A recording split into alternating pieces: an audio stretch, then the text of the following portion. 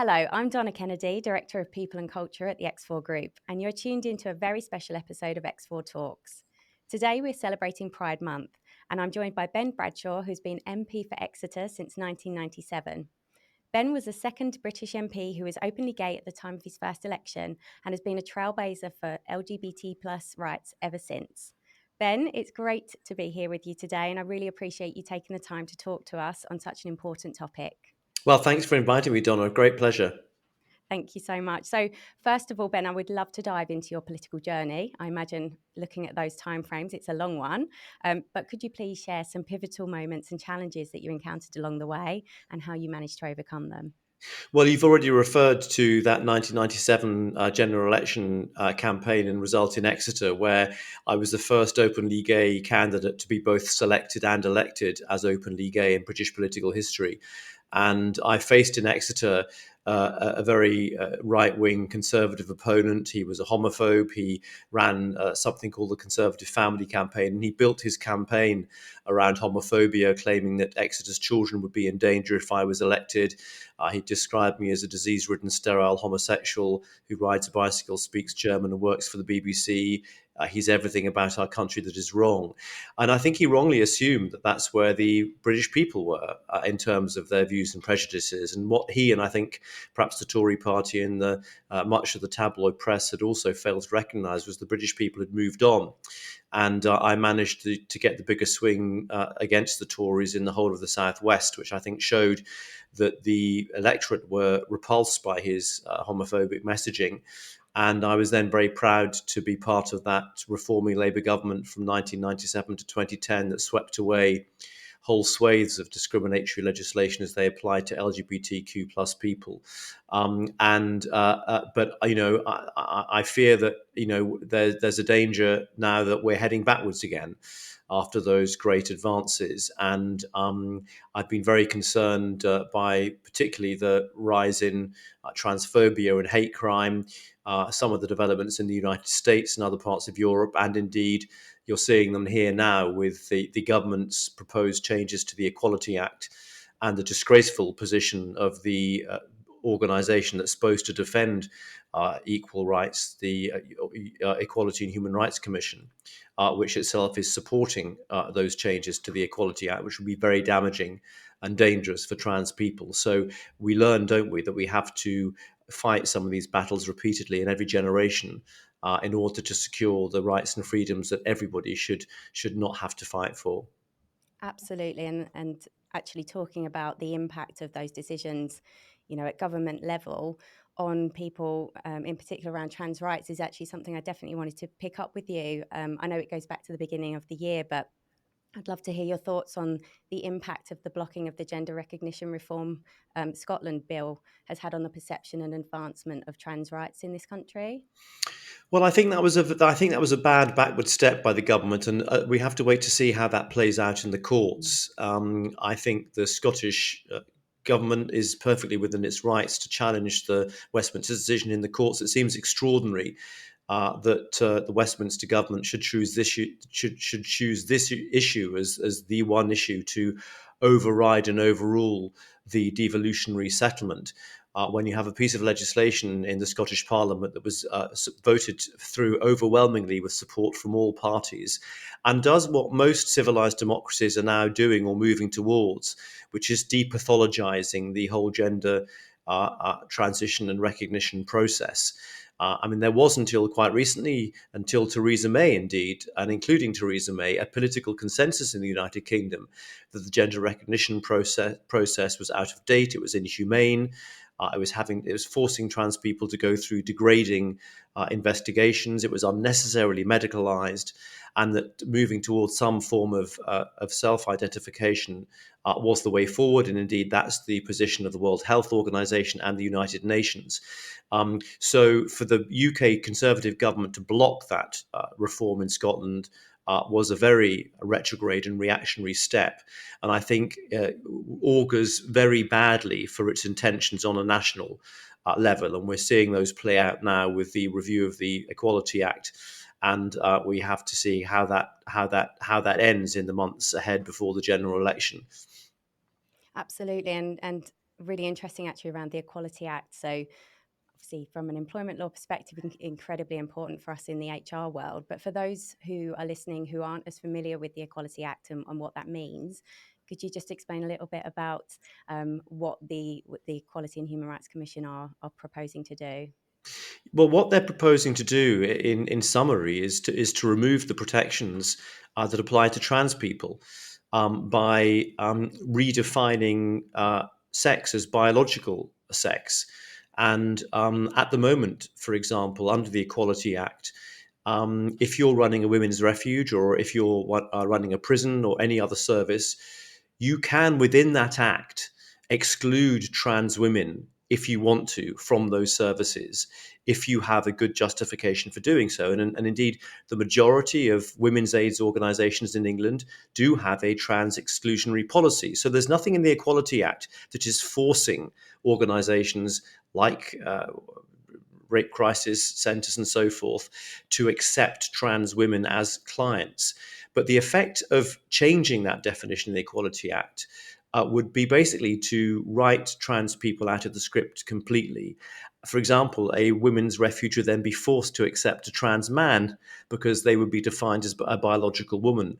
A school or a public toilet would be forced, the women's toilets would be forced to be able to use by trans men. And you could get into all sorts of difficulty completely unnecessarily. And Mm. my worry about this is this is fed by a moral panic about trans people, which reminds me very much of the kind of atmosphere that I faced back in the 1980s and 90s as a young gay man, where the conservative politicians, and actually some, not exclusively conservative politicians, but mainly conservative politicians, quite a lot of the media, uh, regularly portrayed gay people as predators, as dangers to women, and these were homophobic tropes. And in exactly the same way today, that trans women are regularly portrayed by some politicians who should know better, but also by much of the media as somehow predatory or a danger to others, is a transphobic trope that we need to call out and challenge. There's no reason for the Equality Act to be changed. It is hugely respected around the world. We've seen, as a result of these changes and the new tone the current government is adopting, Britain fall rapidly down the International Global League for LGBT Equality and Rights. We were number one for many years. We're now down at 17th in Europe. That is a disgrace and extremely worrying. So, as I say, we have a fight on our hands over this issue. I'm confident that we can win it, because I think that when most people focus on the actual issue and the legal reality, they will see that there's not a problem. But it's very, very difficult at the moment. But it's particularly difficult for trans people who feel that they're being used as a political football by people trying to pursue a culture war because they think that's the only thing that could save them some votes at the next general election. And it's really irresponsible and wicked, in my view. And so I hope that all reasonable people will come together and help fight these changes. Thank you. And when we talk about trans people, certainly from my own investigations into the Equality Act and how those who identify as non-binary are impacted, do you have anything to kind of comment around that area in terms of the recognition of non-binary people and how they're impacted? Absolutely, of course, non-binary people, people who are intersex, get completely squeezed out of this debate. And if you're going to start to try, and I challenge anybody to define biological sex. If you're going to try to define sex in the Equality Act as being biological sex, where does that leave non-binary people and intersex people? Are people going to be asked to walk around with copies of their birth certificates? And as I say, you end up with a problem where you're forced as a rape crisis centre, or as a public women's public toilet, to accept trans men. Which could lead, and probably would lead, to all sorts of difficulties and problems. Where at the moment the act works well. The vast majority of organizations have trans inclusive policies in their practice. This does not cause problems. Some don't for their own particular reason, and that is perfectly possible within the remit of the current act. So I hope that we come to see sense in this, and that the government doesn't push through these changes, which I think would be extremely detrimental, not just to trans people, but to people as a whole, and particularly to women. Thank you. And I was really interested to see this past weekend your tweet, which stated that LGBT plus people who weren't supported at school or at home are half as likely to be happy adults, which is such an incredibly sad statistic to see. So, with that in mind, when we look at the LGBT plus community today, what would you say are the most critical issues, aside from, of course, the Equality Act and those repeals? But what other critical issues demand our attention? Well, one of those, of course, I've already referred to, which is the rise in hate crime against LGBTQ plus people. But I think the other one, which is definitely worth highlighting, is, and again, as part of this government's so-called culture war, is it's intending to force schools to out trans and non-binary students to their families. Now, this is being justified in the name of parents having a right to know what their schools are teaching their children and what's being discussed in schools. But just think about this. Think about this for a minute. I was very lucky, and most trans, non-binary, and LGBTQ plus students and children are lucky to have supportive parents, and often their parents are their greatest allies in these issues. But there are some, whether for reasons of religion or just blind prejudice, who would find having a trans or non-binary child, or even a gay or lesbian child, very difficult. And we know, for example, that a very high proportion of young homeless people are LGBTQ plus people who have been thrown out of their homes by their parents. So the idea that a trans or non-binary young person who might have shared their status with, or their identity with, their schoolmates, or even with a sympathetic teacher or school, so that the school can manage that situation, that the school then should be forced to inform the parent of that young person's choice, is totally outrageous and goes against all the norms of safeguarding of young people and the protection and of the health and well-being of that young person. So again, this is being done for ideological reasons by the government as an attempt to stoke the culture wars. It would be extremely damaging to young people who are already among the most vulnerable young people that there are. And I hope that, again, we can campaign to persuade the government to think again about this, or hope at least that at the next election we have a Labour government that would not go ahead with this policy were it to be implemented before the next election. That's brilliant. And I think certainly recently you talked there around allyship, and what we can do in terms of government, but also lobbying. There's certainly been a lot of focus online recently about how can we avoid tokenism during this Pride Month. And, it's not just about turning our logos rainbow, but actually doing something meaningful. So from your perspective then, what role can businesses as well as individuals as allies play in advancing LGBT plus rights and helping us to move towards a world where those children can grow up happy and supported and thrive in our society? Well, obviously, you're absolutely right. I mean, not just, flying the flag and doing the virtue signaling during Pride Month, but actually ensuring that you as a business have good employment, good inclusive employment policies and practices, that you have LGBTQ plus people where possible in positions of authority and visibility. I mean, I'm talking to you from the Houses of Parliament, where I feel slightly self-conscious about even talking about some of these issues, because so all too often trans people are finding themselves talked about and talked to by people who aren't trans, because we don't have any trans members of Parliament, and I hope that will change at the next election, or certainly in years to come.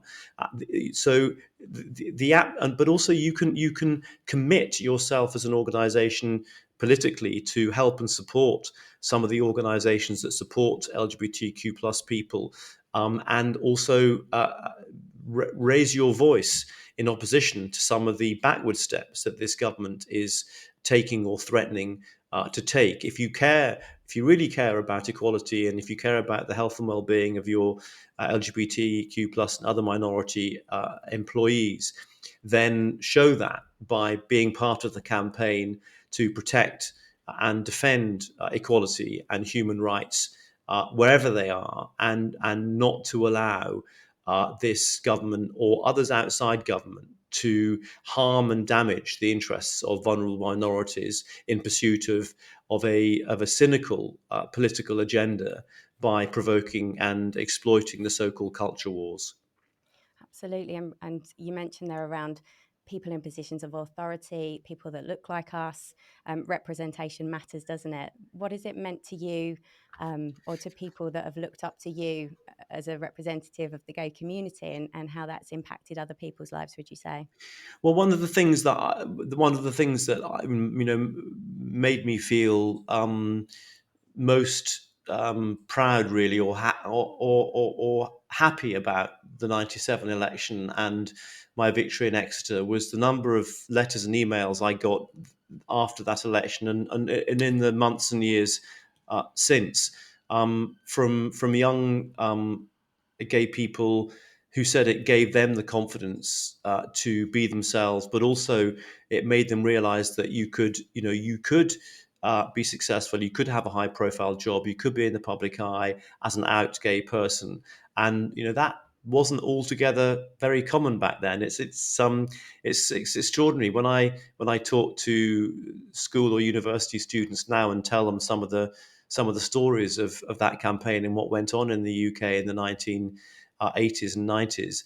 They look at me with kind of open-eyed amazement because we have come so far. But I also say to them, yeah, we've come a long way, but never think that progress is not reversible. I mean, Berlin was one of the most liberal anything goes cities in the world in the 1920s, and we all know what happened after that. So we have to remain constantly vigilant, constantly on our guard against a rowing back of hard-won rights, and that task falls to every generation and successive generations. And it's I hope that some of the young people who benefit today from some of the battles that we fought in past generations will use that example to fight for their trans and non-binary brothers and sisters in this current climate that we find ourselves in now. Yeah, absolutely. As a child who grew up in the 80s and early 90s, I think that the government policies that were in place at the time, we didn't have the language to speak about these things in schools. So it's incredibly positive. I think that nowadays the children in schools do have that capability of speaking about these things and having, I think, the confidence to recognize their own, how they view themselves. And so we absolutely don't want to live in a world where we're taking those things backwards, do we, for sure?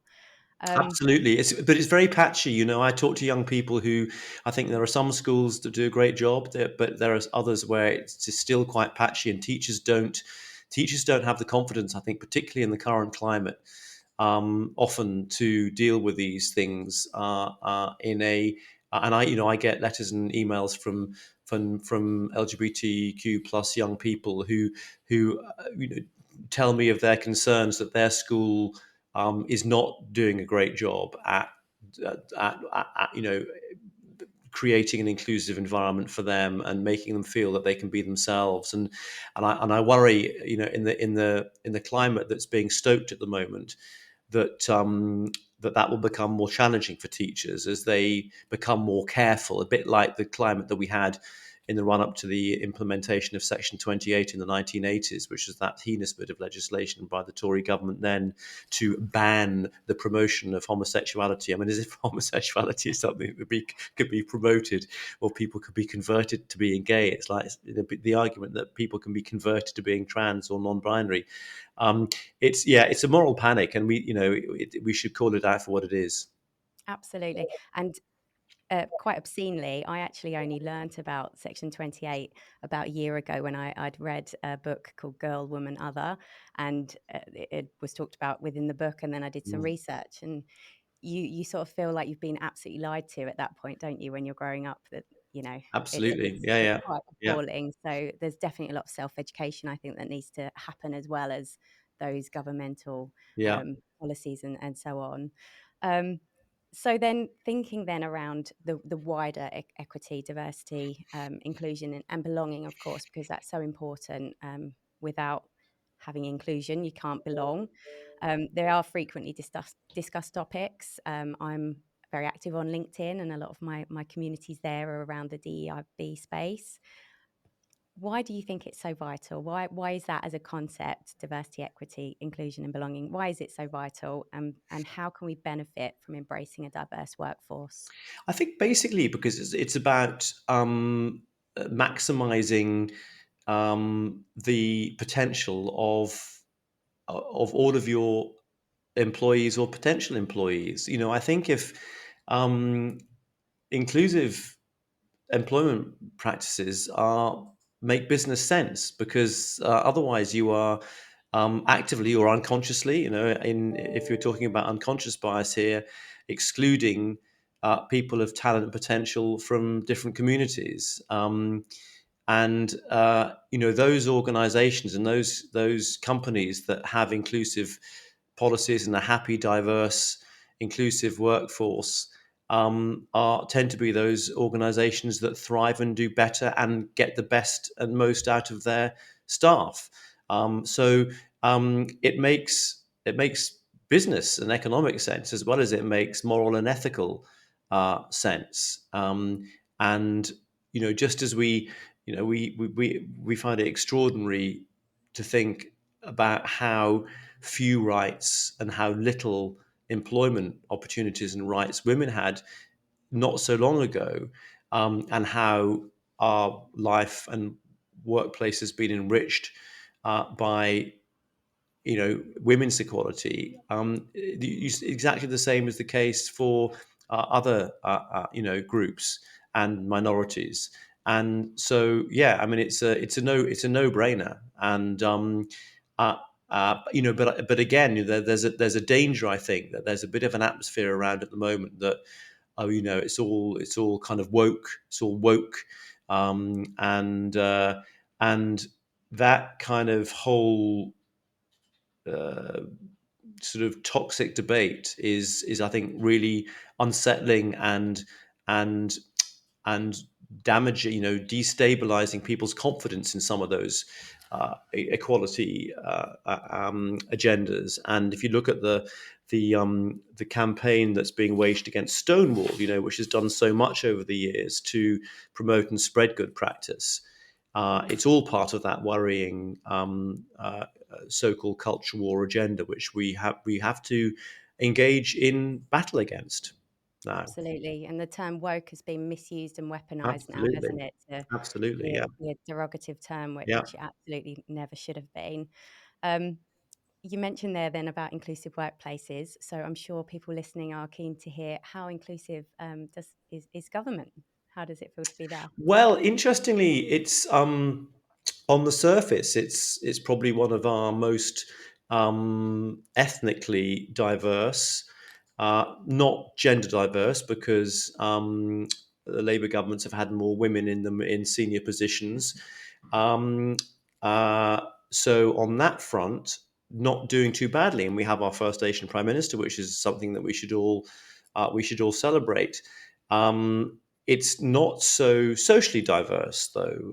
If you think about the economic backgrounds of some of the people in the highest echelons of government, there are very few that I can think of people who've come from a, economically, socially challenged background. And as a socialist, I believe that economics and has a lot to do with that. Class has a lot to do with some of the inequality. In many ways, is a more significant driver of inequality and equality of opportunity than any of the other issues we've been talking about.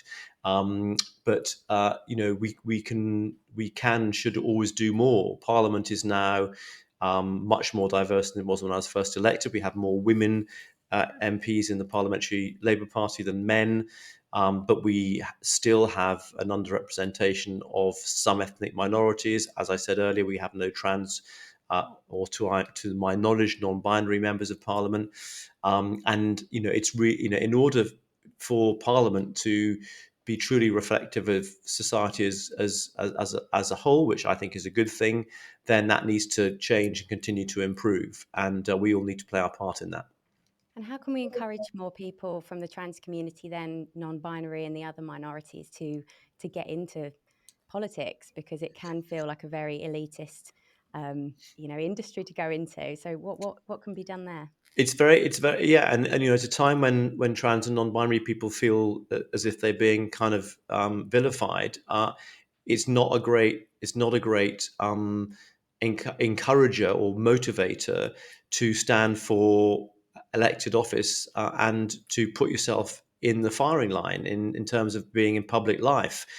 But I'm sure there are some out there who've got the gumption to do it. There are some very brave trans people who battle it out on social media and in TV and radio debates. Although it is extremely difficult a lot of the time, and a lot of them feel that their views are just kind of automatically dismissed by people. I think the political parties themselves have a responsibility to nurture, bring on, and encourage trans and non-binary people. We have trans local councillors in the Labour Party at local level. I hope that they are receiving all the support and encouragement they can to consider a parliamentary bid at some stage in the future. Um, uh, and we have to be seen, I think, as politicians and political parties, to be on their side.